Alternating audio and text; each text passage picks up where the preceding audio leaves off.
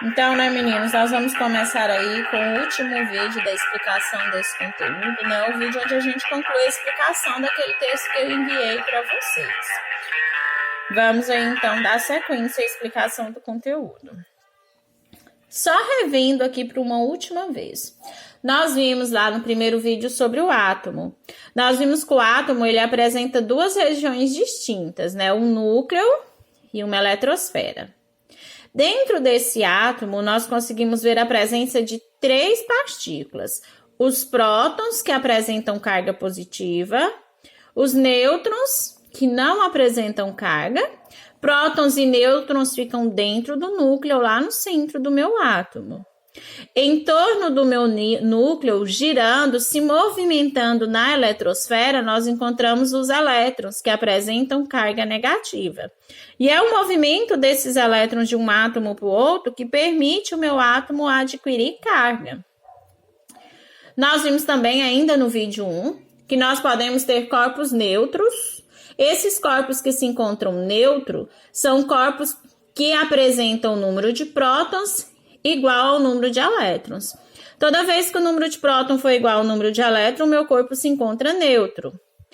Quando esse corpo perde elétron, olha, observe que ele perdeu elétron. Esse corpo vai adquirir uma carga final positiva. Quando o corpo perde elétron, ele adquire uma carga final positiva. Quando um corpo ganha elétron, ele adquire carga final negativa. Então, de acordo com os elétrons, prótons e elétrons que tem dentro do nosso corpo, a gente pode ter um corpo neutro, quando essa quantidade for igual, corpo positivo, quando perder elétron, ou um corpo negativo, de carga negativa, quando ganhar elétrons.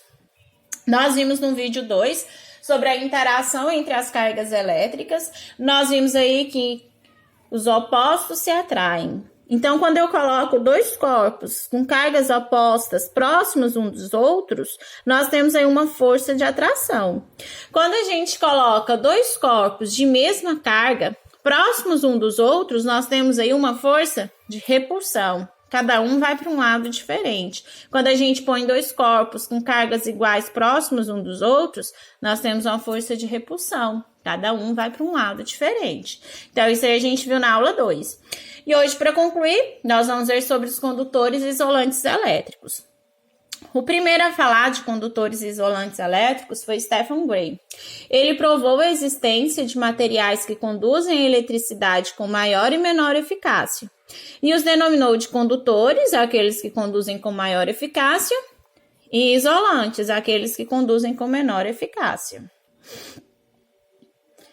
Condutores isolantes, eles são materiais que se comportam de maneiras opostas no que diz respeito à passagem da corrente elétrica. Enquanto os condutores permitem a movimentação dos elétrons, os isolantes dificultam essa movimentação, ou seja, a passagem da eletricidade.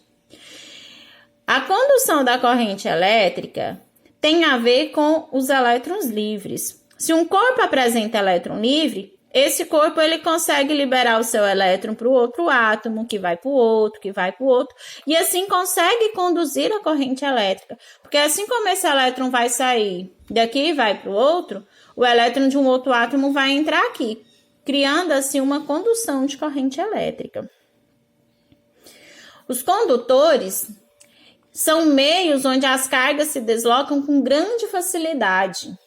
Exemplos de condutores no nosso dia a dia, os metais, como o cobre, como o ouro, o alumínio, o grafite. Isolantes são meios onde as cargas não se deslocam com facilidade, como, por exemplo, a borracha, o plástico, o vidro, a porcelana. Aqui não vai ter condução de corrente elétrica, porque não tem elétrons livres. Aqui vai ter condução de corrente elétrica, porque tem elétron livre. Os condutores. Bom, os elétrons se movimentam com mais liberdade dentro de um condutor, em função de estarem mais livres. Então, nos condutores existem elétrons livres. E esses elétrons livres, eles se movimentam e se espalham, facilitando a passagem da corrente elétrica, da eletricidade. São exemplos de condutores elétricos os metais em gerais. né? Tais como cobre, ferro, ouro, prata. Então, olha, a gente vê aqui no desenho que nos condutores, pequenas quantidades de energia são suficientes para produzir elétrons livres. São esses elétrons livres que vão permitir a passagem da corrente elétrica e que vão conduzir a corrente de um lado ao outro. Os condutores, então, eles apresentam elétrons livres. O elétron ele consegue se soltar com facilidade de um átomo e ir para outro átomo, permitindo assim a movimentação dos elétrons, ou seja, a passagem da corrente de um lado para o outro. Então, reforçando aí, olha, nos condutores existem elétrons livres, e esses elétrons que estão livres, eles vão saindo de um indo para o outro, indo para o outro, indo para o outro, permitindo a movimentação, né, da passagem da corrente elétrica, a passagem da corrente elétrica. Então, esses elétrons livres, eles vão se movimentando, permitindo, assim, a passagem da corrente elétrica. Então, pela última vez, os condutores, o que eles têm de diferente? Eles têm elétrons livres, olha, que vão estar saindo de um átomo e indo para o outro. E é o fato desses elétrons estarem livres, poderem se movimentar de um átomo para o outro, que vai ter aí a condução da corrente elétrica. Por exemplo, um prego, né, que a gente tem lá formado por um metal, pelo ferro, ele se comporta como um condutor. Observe que quando a gente tem aqui, olha, nós temos um prego, nós temos uma esfera neutra, onde a quantidade de prótons é igual à quantidade de elétrons, e uma esfera com carga positiva. Carga positiva porque ela perdeu o elétron. Quando a gente colocar esse prego em contato com as duas esferas, uma carregada e outra não, olha o que vai acontecendo. Essa esfera ela vai transferindo elétrons para essa esfera. Essa esfera vai transferindo elétrons para essa esfera. Por que essa esfera consegue transferir elétron para essa outra esfera?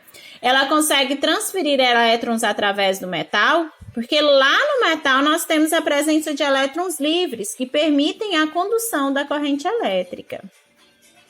São exemplos de condutores aí, o cobre, né, os fios de cobre que a gente vê por aí, o alumínio, né, o material, tudo que é formado por alumínio, são condutores de corrente elétrica.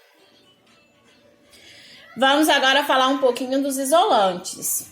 Nos isolantes, verifica-se a ausência ou a presença de bem poucos elétrons livres, pois os elétrons estão aqui nos isolantes fortemente ligados ao núcleo, o que inibe a sua movimentação. São exemplos de isolantes elétricos: a borracha, o isopor, a lã, a madeira, o plástico, o papel, o vácuo, o vidro. Então, lá nos condutores, a gente viu a presença de elétrons livres para conduzir a corrente elétrica. Já aqui nos isolantes, esses elétrons livres, eles não conseguem se desgrudar do meu átomo para produzir a corrente elétrica, para conduzir a corrente elétrica. E aí, então, aqui, olha, esses elétrons, eles só podem ser gerados, eles só podem ficar livres à custa de altíssimas quantidades de energia, o que faz, então, com que os isolantes, eles não conduzam a corrente elétrica. Eu mostrei o mesmo exemplo com esse aqui, ó. Só que lá anterior nos condutores, eu coloquei isso aqui com um prego. Agora eu estou colocando aqui com a madeira. A madeira faz parte do grupo dos isolantes elétricos. Observe que eu tenho uma esfera neutra, onde o número de cargas positivas é igual ao número de cargas negativas, o número de prótons e elétrons são iguais. E aqui eu tenho uma esfera positiva, com falta de elétrons. Ela perdeu elétrons, por isso ela está com carga positiva. Quando a gente tocar essas duas esferas pela madeira, nada vai acontecer. Essa esfera não vai conseguir conduzir os seus elétrons para essa esfera, porque a madeira, ela se comporta como um material isolante, ela é um isolante. São exemplos de materiais isolantes no nosso dia a dia: os plásticos, os vidros, os plásticos em geral, A cerâmica também é um exemplo aí de material isolante, que não apresenta elétrons livres para conduzir a corrente elétrica. Nós temos aí a fita isolante, né, que é um plástico. Nós temos a borracha, nós temos os plásticos. Então, são materiais isolantes aí pra gente. Os plásticos, as borrachas, o isopor, a cerâmica. São materiais que não apresentam elétrons livres para conduzir a corrente elétrica. Bom, no nosso fio de energia, né, nos fios de energia que nós temos uma parte no interior dele que é condutor, serve para conduzir a corrente elétrica, e nós temos uma parte mais de fora que é isolante, serve para proteger esses condutores, evitar que né, quando a gente toque num fio desse, a gente leve um choque. Ó, lá na tomada dos nossos eletrodomésticos, nós temos uma parte mais de fora que é isolante, formada aí por uma borracha isolante, para nos proteger quando a gente pega nela. E a gente tem a parte dela que entra em contato mesmo lá na tomada, que é feita de cobre, que é um ótimo condutor, serve para conduzir a energia. Então, nos nossos fios, nós temos no interior uma parte que é condutor, serve para conduzir a energia de um lado para o outro. E nós temos uma parte que é isolante, essa parte isolante serve para nos proteger. Então, são exemplos aí de condutores, principalmente os metais, né? Ouro, prata, cobre, alumínio, níquel, cromo. São exemplos de isolantes, a borracha, madeira, plástico, cerâmica, vidro. Lembrando que condutores apresentam elétrons livres, por isso que conseguem conduzir corrente elétrica. Isolantes não apresentam esses elétrons livres, por isso que não conseguem conduzir a corrente elétrica. Bom, meninos, lição de casa é para casa. Copiar e responder os exercícios no caderno de Ciências da Natureza e enviar a foto com o seu nome escrito no caderno. Quando vocês copiarem um exercício, coloca lá no seu cabeçalho o seu nome e me manda a foto no WhatsApp. Eu estarei, então, recebendo essas fotos de vocês somente hoje, gente.